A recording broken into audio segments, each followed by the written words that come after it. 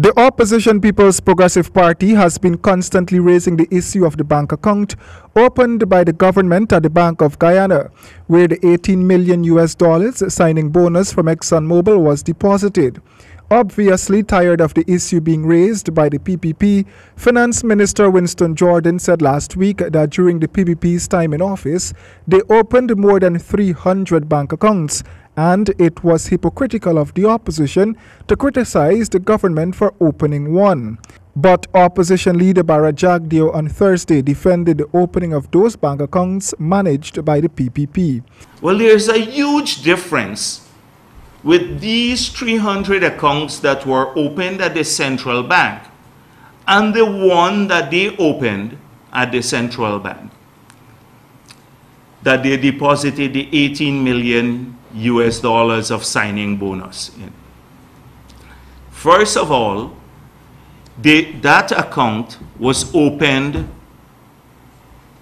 by the Ministry of Finance with instructions to the governor of the central bank that the assets must not form part of the reserves, nor would the proceeds form part of our consolidated fund.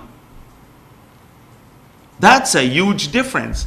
Jagdeo said the accounts which the PPP opened had conformed to the country's fiscal laws. The 300 accounts that were opened at the central bank, the money was already in the consolidated fund, which would be audited by the Auditor General. They open accounts at the central bank for transactional purposes, not for the purpose of surreptitiously parking $18 million and not have it enter into the consolidated fund like Jordan did. Mr. Jagdeo said there should be no excuse whatsoever as to why the money could not have gone into the consolidated fund.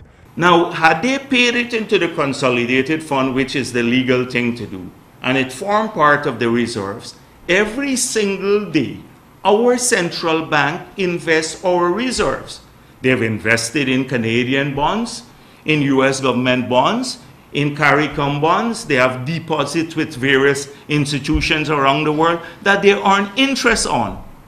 So it's totally false to say the only reason, used as a justification, we made some money on it because we kept it out of the central bank or the consolidated fund. The $18 million from ExxonMobil has been transferred to an international bank and has already raked in more than $36,000 in interest. Roy and James, HGP Nightly News.